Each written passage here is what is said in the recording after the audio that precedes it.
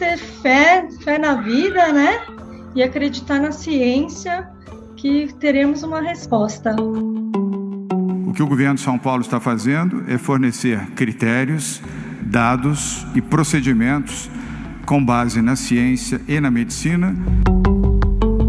E humildemente eu peço à população de Belo Horizonte, vamos respeitar a ciência, vamos respeitar o que deu certo no mundo inteiro. Não há outro caminho. Ciência é uma palavra que a gente tem ouvido bastante ao longo desta pandemia. Ela está presente no discurso de profissionais de saúde, cientistas, políticos, youtubers e líderes religiosos. Pois é, e uma pesquisa divulgada em maio por um instituto do Reino Unido mostrou que a confiança das pessoas nos cientistas cresceu durante a crise sanitária. Também foi o que constatou outro estudo mais amplo, que ouviu 10 mil pessoas de 10 países, incluindo o Brasil. Esse levantamento, realizado pela Agência Global de Comunicação Edelman em abril, revelou que para 85% dos entrevistados é preciso ouvir mais os cientistas e menos os políticos em relação aos assuntos sobre o novo coronavírus. No Brasil, o percentual daqueles que disseram concordar com isso chegou a 89%. Então, mas apesar de pesquisas como essas indicarem uma tendência de aumento de confiança em médicos, cientistas e instituições de saúde durante a pandemia, por outro lado, também se fortalecem discursos que visam desqualificar a ciência, fenômeno que já vinha sendo observado nos últimos anos. The really big problem is that over the last few years, irresponsible politicians have undermined the trust of the public in science, in experts, in the information they receive from public authorities and from the media. Quem falou aí foi o historiador israelense Yuval Harari, em entrevista a um programa de TV em meados de abril. Nesse trecho, ele ressalta que, abre aspas, o grande problema é que, nos últimos anos, políticos irresponsáveis têm minado a confiança do público na ciência, em especialistas e nas informações que eles recebem das autoridades públicas e da mídia. Fecha aspas. E essa condição parece se refletir nos números. Um estudo de 2018, por exemplo, conduzido pelo Instituto Gallup, com 140 mil pessoas, mostrou que a ciência havia caído em descrédito em muitos países. No Japão, 77% dos entrevistados disseram desconfiar dela. Realidade semelhante à do Brasil, onde 73% dos entrevistados manifestaram a mesma opinião e 23% afirmaram que a produção científica contribuía pouco para o desenvolvimento econômico e social do país. E com base nesse mesmo levantamento, em dezembro de 2019, a FAPESP, que é uma das principais agências de fomento à pesquisa científica e tecnológica no Brasil, produziu 2 vídeos falando sobre os números da descrença. Um dos aspectos ressaltados foi o reflexo negativo desse fenômeno percebido em algumas regiões do mundo. O aumento da descrença na ciência já vem provocando consequências negativas, como a crescente resistência à vacinação na França. No estudo do Instituto Gallup, 1/3 dos franceses afirmou não acreditar que a imunização das vacinas seja segura ou eficaz. Essa desconfiança é considerada a principal responsável pelo aumento de 462% no número de casos de sarampo no país entre 2017 e 2018. E agora, ao mesmo tempo em que muita gente espera uma vacina, a pandemia tem servido de combustível para movimentos contrários à imunização da população. Essa crise sanitária está fazendo com que esses grupos alcancem novos públicos, inclusive. Foi o que disse Daiane Machado, que tem estudado os movimentos anti-vacina no Departamento de Política Científica e Tecnológica da Unicamp, em uma entrevista ao site da FAPESP. Falando especificamente dos canais do YouTube que eu monitoro durante o doutorado, a estratégia continua sendo levantar dúvidas sobre a legitimidade das instituições tradicionais, por exemplo, as agências de saúde, a imprensa, os centros de pesquisa, as universidades. E, ao mesmo tempo, esses canais aproveitam a ansiedade da população para se promover, para vender cursos, terapias e produtos. Agora, em relação à futura vacina contra a Covid, os movimentos já estão realizando campanhas de desinformação voltadas especificamente para ela. Essa mudança de foco também foi constatada por membros do projeto União Pró-Vacina, ligado à USP de Ribeirão Preto. A análise feita em março dos perfis no Facebook dos 2 principais movimentos anti-vacina do país mostrou que eles estavam mudando o alvo e se concentrando na Covid-19. E a Daiane, a pesquisadora da Unicamp, que a gente acabou de ouvir, reforça que, além da preocupação mais óbvia, que é a aceitação da vacina pela população quando ela for aprovada, outros desafios merecem atenção. O primeiro eu diria que é a urgência pela vacina, né? Pode causar pressão para que a gente pule etapas de pesquisa importantes. Então, a gente já vê, o Donald Trump falou recentemente que ele espera o lançamento de uma vacina até o final do ano. Esse tipo de decisão pode aumentar a possibilidade de efeitos colaterais que serviriam aos objetivos dos movimentos e poderiam levar uma nova onda de hesitação a vacinas capaz de impactar um público muito maior do que a gente está acostumado. Um segundo desafio está nas instituições que provavelmente vão estar envolvidas na produção e na distribuição da vacina, porque muitas delas já são alvo das campanhas de desinformação. E eu acho que um desafio ainda maior é que quando uma vacina for aprovada, é possível que alguns países adotem a obrigatoriedade como uma condição para que a população volte a viver normalmente, entre aspas, né? Então, a obrigatoriedade é um dos pontos mais controversos quando a gente fala em aceitação de vacinas. Então, ao mesmo tempo, a gente também vê surgirem grupos que se negam a usar equipamentos de proteção contra o novo coronavírus, como vem ocorrendo nos Estados Unidos, onde aliados de Donald Trump se lançaram numa cruzada anti-máscaras. E há até quem negue a própria existência do vírus. Sem falar em outros grupos que continuam defendendo ideias já há muito tempo desconstruídas pela ciência, como é o caso dos terraplanistas, que, aliás, realizaram sua primeira convenção nacional em novembro do ano passado em São Paulo. Diante desse universo de teorias da conspiração, o episódio de hoje, que será apresentado por mim, Márcio Tonetti, e pelo Wendel Lima, vai falar sobre o chamado fenômeno da produção da ignorância, os reflexos da crise de confiança na ciência e a importância do trabalho de divulgação científica para reverter esse quadro.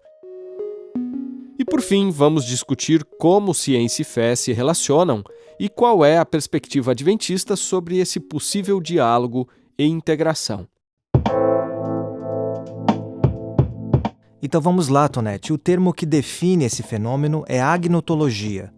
E nessa primeira parte do podcast, a gente vai explicar melhor esse conceito, que não é tão novo, mas que está associado a um campo de estudos relativamente recente na história da ciência. E para começo de conversa, Wendel, é interessante a gente mencionar que o norte-americano Robert Proctor ficou conhecido por ser o precursor de pesquisas nessa área. Ele vai trazer a ignorância, então, a partir de basicamente 3 enfoques, né? O primeiro, que ele chama de ignorância como estado nativo, que seria, então, uma coisa positiva, né? A ignorância como aquela ideia do grande insumo, o grande recurso da ciência, né? E aí a gente pode trazer até a figura da ciência como uma fronteira interminável, né? Do famoso relatório de Vannevar Bush, então, essa ideia de que a ciência avança em rumo ao desconhecido, enfim, toda essa romantização do universo por conhecer e, portanto, uma coisa virtuosa de que, olha, que bom que continua existindo sempre, quanto mais a gente sabe, mais a gente precisa saber e tudo mais. Por outro lado, ele traz também essa ideia de que a ignorância ela é sempre produto de uma escolha seletiva. Na medida que, por exemplo, a própria ciência escolhe pesquisar sobre uma coisa, ela escolhe ignorar outra. Né? E, na verdade, eu acho que esse ato de ignorar é que eu acho que é o mais importante aqui para a gente pensar nessa ideia de ignorância. Então, e o que é que a gente vai considerar e o que é que nós vamos ignorar? Isso é o resultado da coprodução, né? A gente vai considerar aquilo que está de acordo com os nossos valores, enfim, com a nossa visão de mundo e vai ignorar aquilo que não se enquadra. E, por fim, ele também coloca a ignorância como uma estratégia e uma construção deliberadamente projetada, né, onde o principal recurso para se produzir essa ignorância, então, é a dúvida. Quem sintetizou aí a visão do historiador da Universidade de Stanford foi o Paulo Fonseca, professor do Instituto de Ciência, Tecnologia e Informação da Universidade Federal da Bahia, numa live transmitida no dia 24 de junho pelo programa de pós-graduação em Sociologia da Universidade de Brasília. E num texto interessante do site da BBC, que a gente indicou na descrição do episódio, o próprio historiador Robert Proctor contou que seu interesse em estudar a produção da ignorância foi motivado pelo comportamento da indústria do tabaco depois da Segunda Guerra Mundial.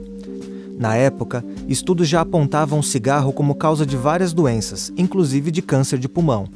Mas para se manter no mercado, a indústria tabagista negou essa realidade e reagiu manipulando informações para gerar desconfiança em relação a essas pesquisas. A BBC lembrou também, Wendell, que no fim da década de 1970 gerou muita polêmica o vazamento de um documento no qual essas empresas admitiam claramente que usavam a dúvida e a controvérsia para ocultar evidências científicas que pudessem prejudicar o comércio de cigarro. Entre parte de esas estrategias pues, se publicitan opiniones escépticas de gente que no cree que el tabaco haga daño, entonces es lo que más se publicita. Se exalta la longevidad de algunos fumadores, es decir, si nos ponemos a pensar en estas imágenes, ¿no? De las gente muy mayor fumando, ¿no? Dice, pues si a ellos no les ha pasado nada en 90, 100 años, pues es una prueba de que el cigarro no hace daño, ¿no?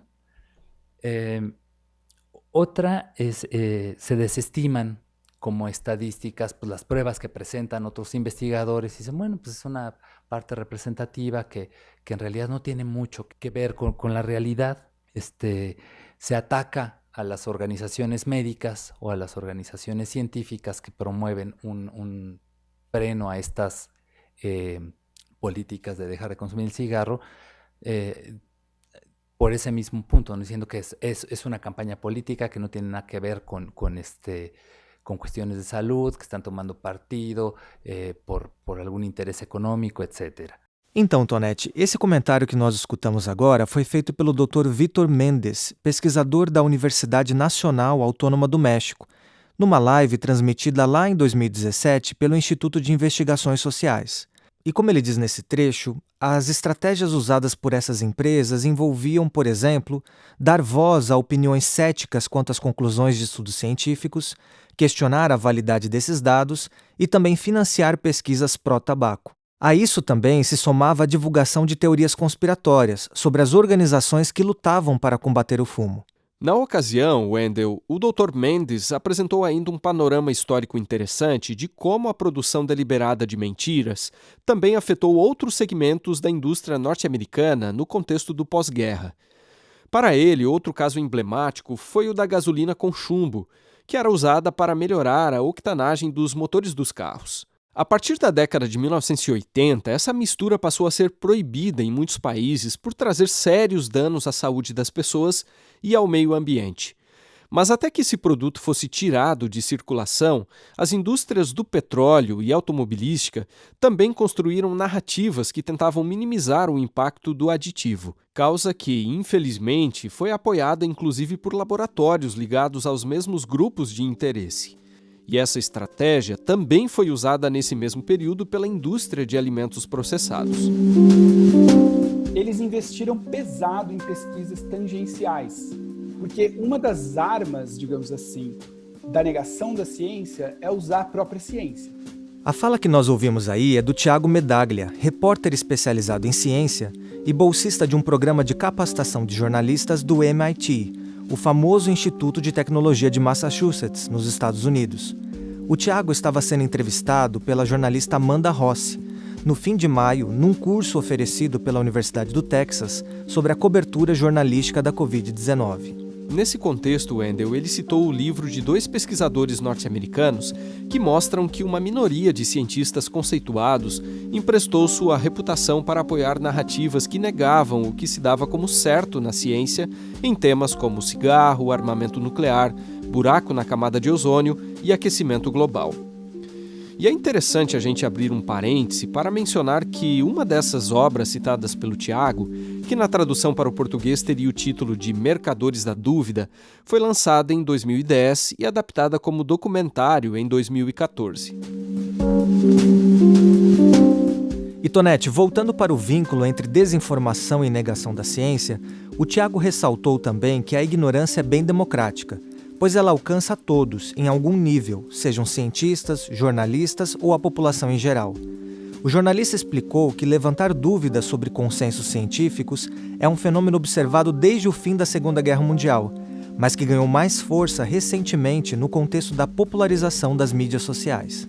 O Tiago, que tem se aprofundado no tema da agnotologia e irá inclusive começar um mestrado em História da Ciência na Universidade Harvard, defendeu que quando se trata de divulgação científica, a máxima jornalística de ouvir os dois ou todos os lados nem sempre funciona. Ele justificou dizendo que não se pode conceder o mesmo espaço ou visibilidade para duas opiniões só porque elas são contraditórias, como se isso fosse sinônimo de imparcialidade. Ele completou dizendo que, acima de tudo, o compromisso do jornalista é em divulgar a verdade.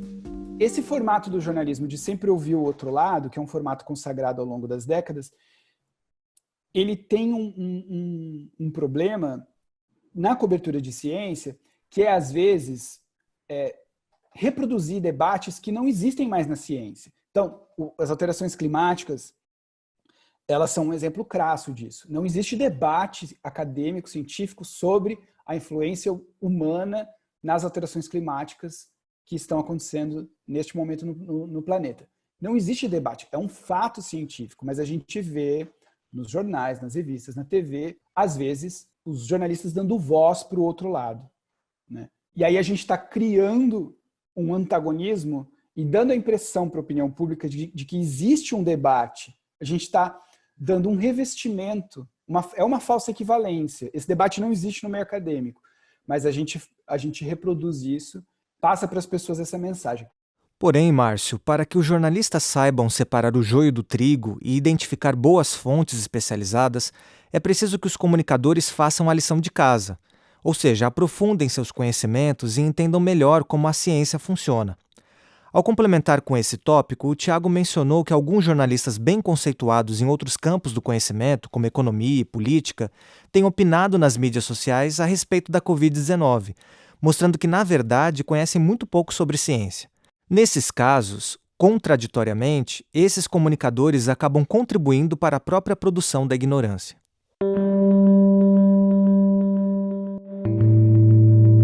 É verdade, Wendel. E para tentar diminuir esse déficit de conhecimento científico do Brasil, um dos caminhos seria viabilizar a maior divulgação na imprensa de pesquisas de qualidade realizadas por brasileiros. E foi justamente com esse problema em mente que as jornalistas de ciência Sabine Righetti e Ana Paula Morales lançaram há 5 meses a agência Bore.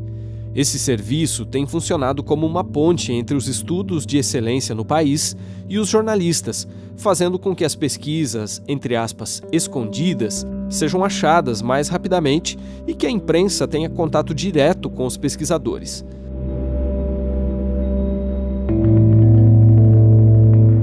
Para se ter uma ideia, desde o início da pandemia, a agência Bore já divulgou o resumo de 91 estudos científicos e realizou 31 videoconferências entre cientistas e comunicadores.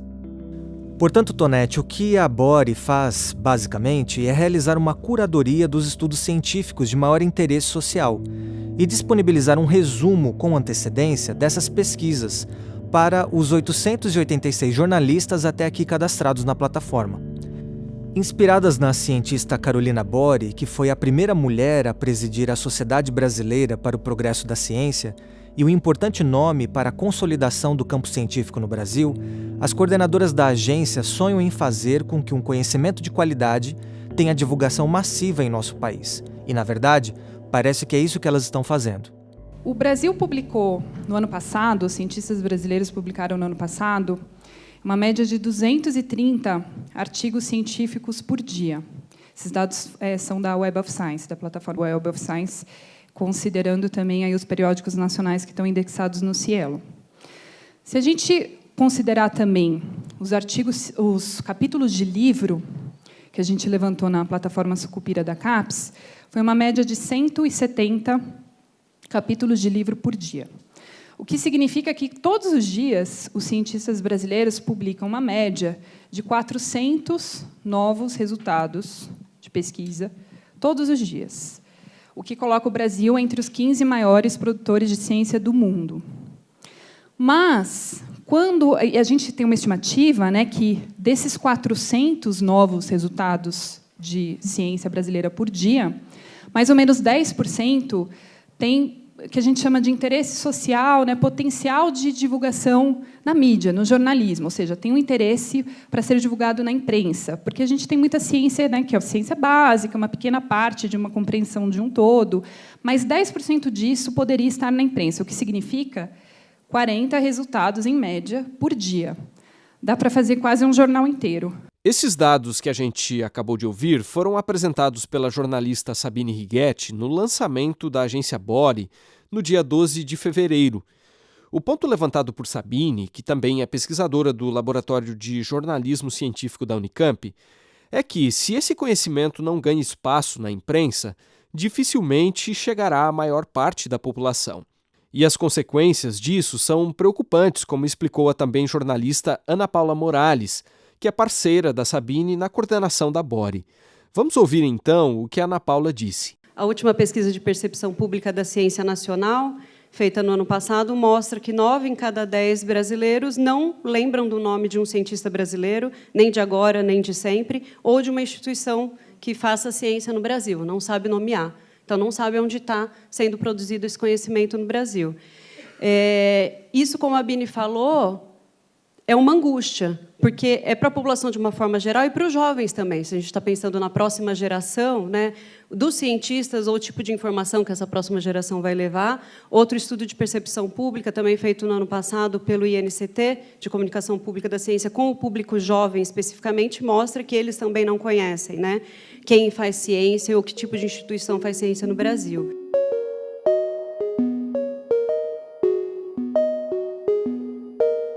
Tonete, e é aqui que entra o trabalho de cientistas como a Natália Pasternak, que tem procurado fazer a diferença aqui no Brasil. Pós-doutora em microbiologia pela USP e fundadora do Instituto Questão de Ciência, uma entidade que tem usado a internet para promover o debate sobre políticas públicas com base em dados científicos, a entrevistada do programa Roda Viva da TV Cultura, no último dia 29 de junho, sustentou que a maioria das pessoas não foi preparada para receber e digerir informações sobre ciência. Uma realidade que, segundo a Natália, ficou mais exposta durante a pandemia do novo coronavírus. Num momento, durante uma pandemia, com a angústia que isso gera, com a angústia de não saber e a nossa incapacidade de lidar com a realidade, nos leva a querer soluções fáceis, soluções prontas, soluções milagrosas que a ciência não oferece. E que a mídia, se for séria, também não oferece, porque o compromisso, tanto do cientista como da mídia, é com a verdade, é com os fatos. E os fatos, durante uma pandemia, eles não são animadores. Não tem como dourar a pílula, não tem como romantizar a pandemia. Nós estamos vivendo um momento difícil, nós estamos vivendo uma tragédia, pessoas estão morrendo. Não tem como melhorar isso para o público. Tem como ensinar o público a enfrentar essa realidade. Mas enfrentar uma realidade com informação científica é algo que a sociedade hoje está muito pouco preparada para fazer, porque a gente nunca preparou essas pessoas para entender que a ciência é um processo, que a ciência demora para gerar conhecimento, para gerar os fatos, para compreender os fatos. A primeira razão apontada por ela tem que ver com o déficit educacional acumulado no país ao longo dos últimos 30 anos. A pesquisadora argumenta que, de modo geral, a população não entende que o processo de produção e validação de medicamentos e vacinas é complexo e mais lento do que a expectativa para a solução de uma pandemia. Natália comentou também que tem conversado com médicos que não se mostram preparados para interpretar e aplicar as pesquisas científicas relacionadas a medicamentos. Ela acredita que esse problema começa lá na formação dos profissionais de saúde e que as faculdades e universidades têm falhado em oferecer uma formação mais crítica, racional e embasada em evidências. A microbiologista reconhece que sua posição como cientista é mais confortável que a dos médicos que estão sob extrema pressão na linha de frente do combate à pandemia. Porém, ela lembra, Wendel, que são exatamente os estudos clínicos conduzidos pelos cientistas que podem dar mais segurança para os profissionais de saúde na hora de eles utilizarem ou não certo medicamento para salvar um paciente. Vamos ouvir o que ela disse sobre isso. Eu realmente tenho visto e conversado com muitos médicos que podem ser extremamente bem intencionados. Eu acredito que todo médico tem o melhor do seu paciente em vista, quer o melhor para o seu paciente, mas que não entende como funciona o método científico, não entende qual é o caminho para se fazer um medicamento, não entende o que é um teste clínico randomizado, duplo cego, com grupo placebo, esse palavrão todo que a gente usa para dizer simplesmente que um teste clínico comprova se aquele remédio funciona ou não.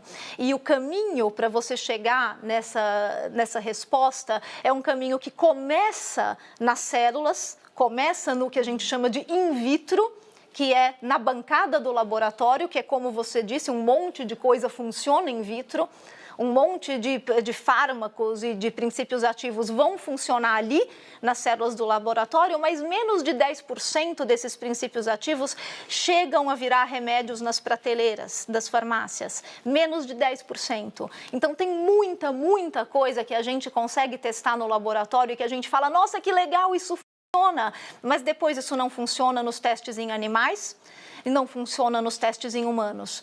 E esse é o caminho normal, é assim que acontece na ciência, isso é normal para um medicamento, é extremamente frustrante para quem trabalha com desenvolvimento de fármacos. Nete, a pesquisadora ainda explicou para a gente que na produção do conhecimento científico não há resposta final e absoluta, principalmente quando se trata de uma doença nova como a Covid-19. Num contexto de pandemia, como o que estamos vivendo agora no Brasil, em que há dezenas de milhares de vítimas, um grande prejuízo na economia e uma polarização permanente na política, muitas pessoas podem concluir que não há informação confiável, inclusive na imprensa e na ciência. Wendel, e nesse ponto a Natália elogiou a cobertura da grande imprensa e destacou que evidências sobre o comportamento do novo coronavírus estão vindo à tona a cada dia, o que torna o fluxo da comunicação dessas descobertas algo muito dinâmico, por vezes contraditório e um grande desafio para os pesquisadores que, via de regra, estão preparados para se comunicarem com seus pares, mas nem sempre com a população em geral. E talvez, Tonete, um dos pontos altos da entrevista tenha sido quando perguntaram a Natália Pasternak sobre a falha grave da revista The Lancet, prestigiado periódico acadêmico que publicou um estudo observacional inconsistente sobre a cloroquina. E aqui, Wendel, vale a pena a gente abrir outro parêntese para lembrar que esse estudo divulgado em 22 de maio, além de ter apontado para a ineficácia do remédio no tratamento da Covid-19, também indicou que a cloroquina aumentava o risco de morte dos pacientes. Bem, o problema do estudo estava em sua base de dados, um conjunto com cerca de 100 mil prontuários de hospitais fornecido por uma empresa norte-americana. E segundo apurou a agência Lupa, um dos principais serviços de checagem de informação no Brasil, a empresa norte-americana se negou a abrir sua base de dados para os avaliadores da revista acadêmica. Mas essa exigência da Lancet deveria ter sido feita lá durante a revisão do artigo, e não após a sua publicação. Resultado, o periódico reconheceu seu erro e fez uma retratação no dia 5 de junho.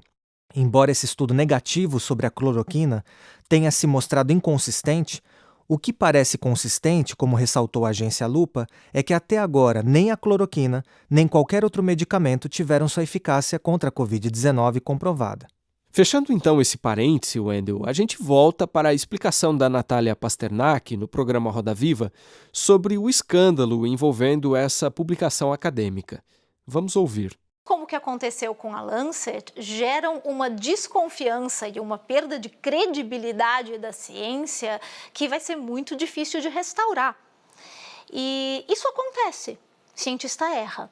Erra mais quando faz as coisas com pressa, de maneira incompleta, se atropelando durante uma pandemia numa ânsia que é metade de realmente chegar na informação correta e outra metade de publicar. Então a gente não pode fechar os olhos para isso. Existe uma pressão no mundo acadêmico para publicar.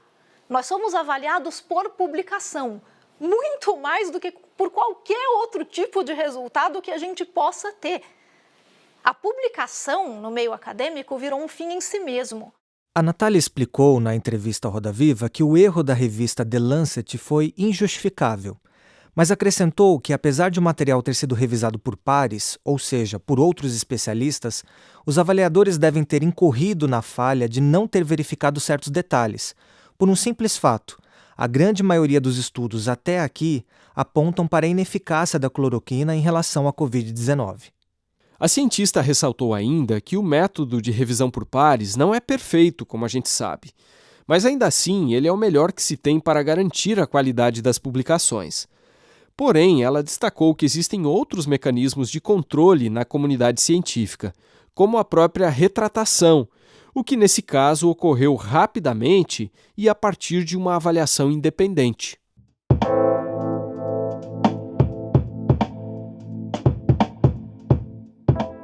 Pois é, Tonete, mas mesmo havendo uma retratação, percebe-se que para a população em geral a imagem da ciência fica arranhada, o que acaba fortalecendo a pauta de movimentos contrários à ciência. Imagine então quando isso ocorre num contexto em que há grande politização em torno da produção de um remédio, como uma possível solução para uma pandemia como a que estamos enfrentando. E foi isso que ocorreu em meados de abril, no contexto da divulgação dos dados preliminares de uma pesquisa da Fiocruz sobre a cloroquina, que mostravam os riscos do uso de doses altas desse medicamento em pacientes em estado grave da Covid-19. Esse estudo preliminar, divulgado pela equipe liderada pelo infectologista Marcos Lacerda, foi criticado por ativistas nas mídias sociais. A acusação era de que o médico e seus colegas estavam sendo irresponsáveis por usarem, abre aspas, cobaias humanas. Além disso, Lacerda recebeu ameaças de morte e sua equipe em Manaus precisou até acionar uma escolta policial. Eu sou cientista, então eu não quero opinar sobre aquilo que não é o que eu faço, sobre aquilo que não é minha profissão. E aí eu também queria exigir de quem é político que não se intrometesse na minha profissão também, porque eu sou pesquisador, eu fui treinado para fazer isso, né? Então eu acho que essa mistura do político querendo fazer o papel do médico cientista e às vezes o cientista, por outro lado, querendo se meter a político, essa combinação é que tem gerado um ruído muito especial nessa pandemia. Quem você ouviu aí foi o próprio Marcos Lacerda, reforçando que sua pesquisa não teve enviesamento político ou ideológico.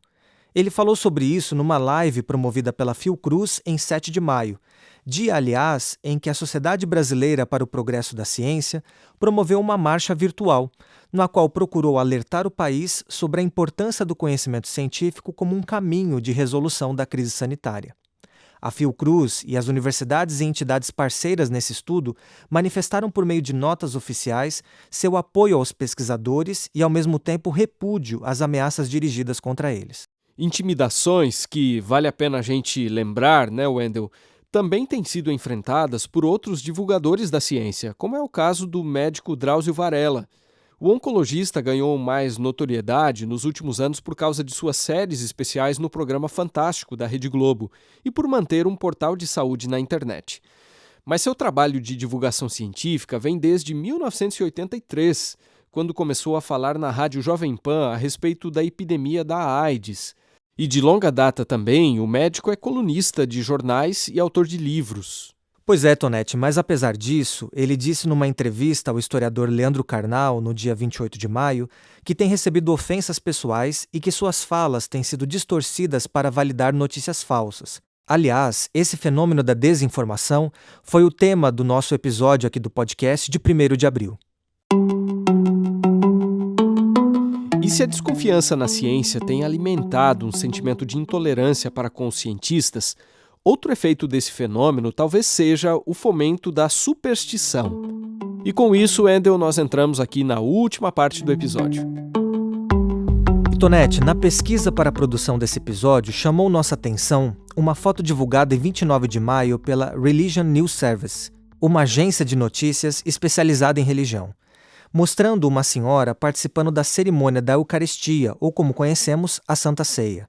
Na imagem, ela aparece tomando vinho, símbolo do sangue de Cristo, numa colher compartilhada por todos os fiéis. Segundo a legenda da foto publicada pela RNS, a Igreja Ortodoxa Grega acredita que nem a Covid, nem qualquer outra doença podem ser transmitidas durante o rito da comunhão. Eu estou vendo nisso tudo aí uma fé mágica, absolutamente distante do que Jesus nos deixou como caminho de vida. Eu vejo ignorância, eu vejo tristemente que os religiosos insistem em manter o abismo que separa fé e razão, religião e ciência. Essa fala forte que a gente ouviu aí em tom de desabafo e indignação é do pastor Ed Renekiewicz, líder da Igreja Batista de Água Branca, em São Paulo, no seu podcast chamado Correlê, em 16 de abril. Ele estava reagindo, na verdade, à convocação de alguns grupos evangélicos para que os brasileiros jejuassem e orassem na Páscoa como uma estratégia para o fim da pandemia. E, nesse contexto, alguns chegaram até a profetizar que não haveria mais mortes por Covid-19 no Brasil.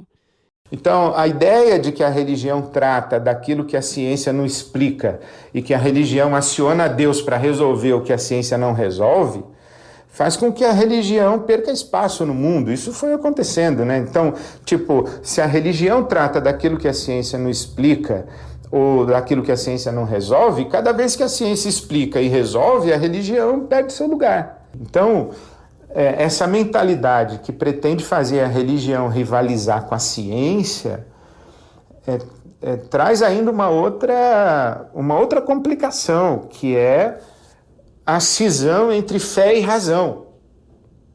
A ideia de que a religião tem a ver com fé, com jejum, com oração, e a ciência tem a ver com razão. E isso é equivocado, porque fazer a cisão entre fé e razão, separar a fé e razão, é tratar a experiência religiosa como se nela não houvesse racionalidade.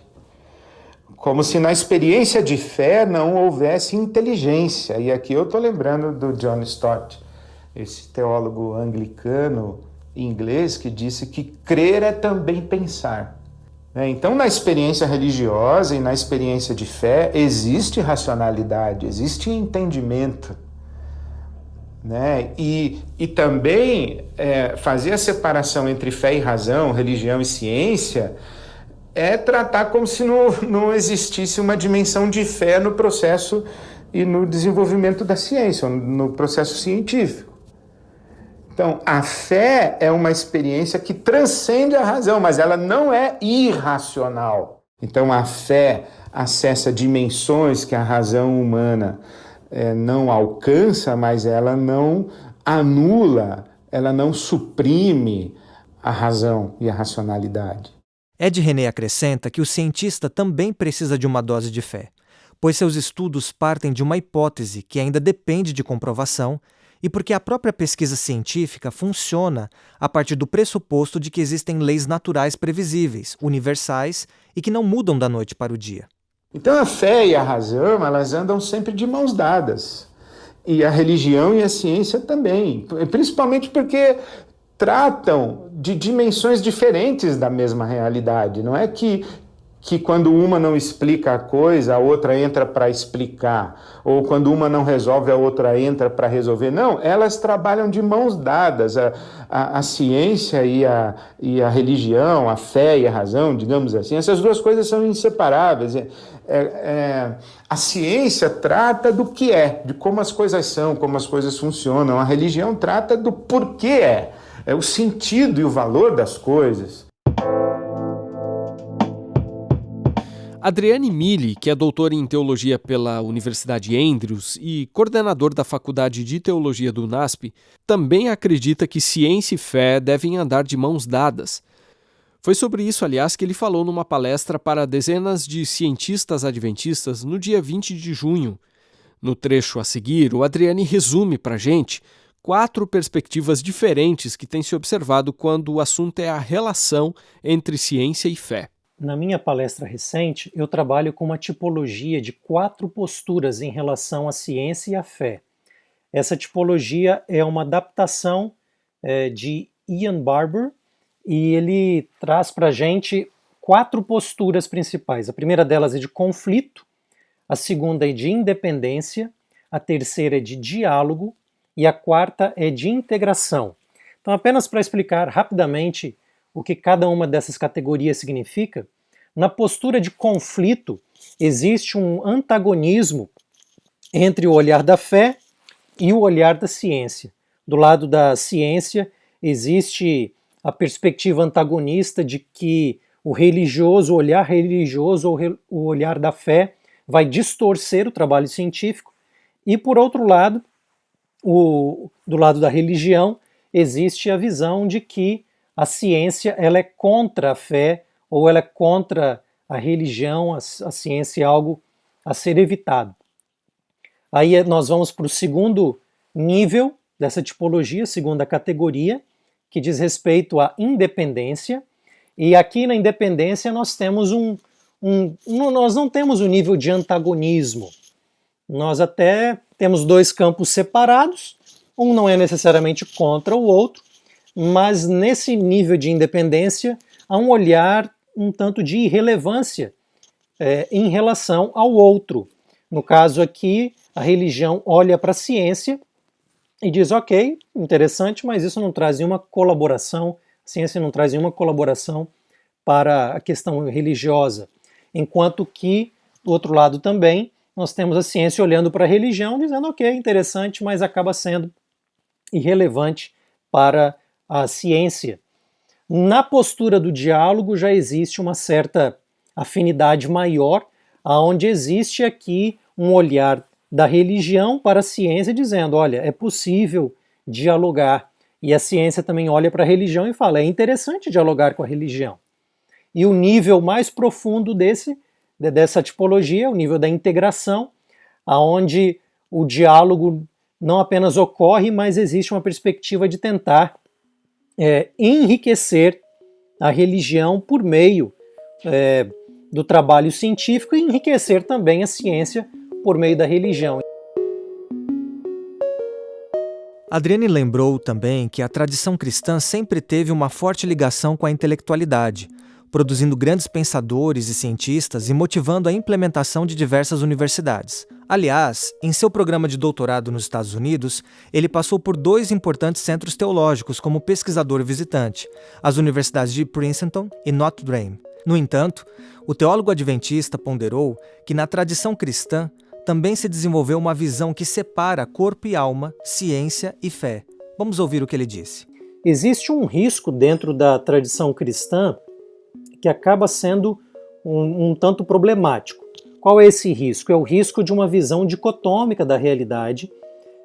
Essa visão dicotômica aparece numa visão dualista da própria realidade humana, a separação entre a alma e o corpo, essa dualidade, essa dicotomia, que acaba resguardando a espiritualidade para o campo, digamos, espiritual da alma e relegaria o estudo científico da nossa realidade num alinhamento mais com as coisas do corpo.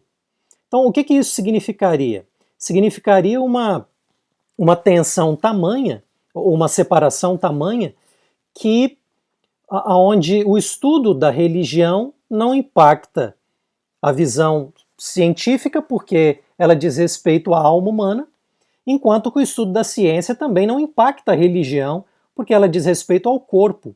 Então, enquanto nós operamos com essa dicotomia, nós temos sérios problemas na questão do diálogo e integração entre a fé e a ciência. Mas em contrapartida a essa separação entre corpo e alma, entre dimensão material e espiritual da vida, o Adriane acredita que a tradição adventista tem algo a dizer. Principalmente, Wendel, porque os adventistas enxergam como normativos os textos da norte-americana Ellen White, que foi uma das cofundadoras da igreja. E vale aqui a gente abrir um último parêntese.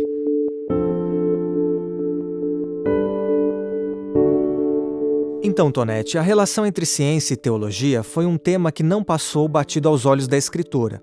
Uma das 100 personalidades mais influentes da história dos Estados Unidos, segundo uma lista divulgada em 2014 pelo Instituto Smithsoniano. E a gente abre aspas aqui para uma das declarações dela no livro Educação. A ciência está sempre a descobrir novas maravilhas, mas nada traz de suas pesquisas que, corretamente compreendido, esteja em conflito com a revelação divina. Fecha aspas. Mais adiante, ela também reforçou, e a gente abre aspas novamente para ela. Tanto as revelações da ciência como as experiências da vida se acham em harmonia com o testemunho das Escrituras. Fecha aspas. Por essa razão, Wendell, a gente pode dizer que Ellen White ensinou as pessoas a harmonizar o natural com o espiritual. Na visão dela, uma dimensão não contradiz a outra, conforme mostra também a enciclopédia que leva o nome da pioneira.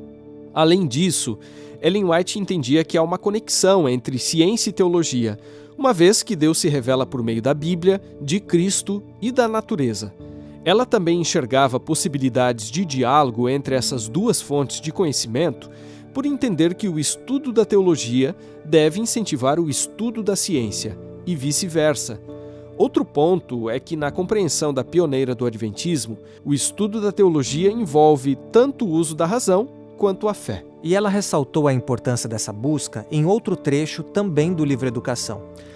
E abre aspas aqui para Ellen White.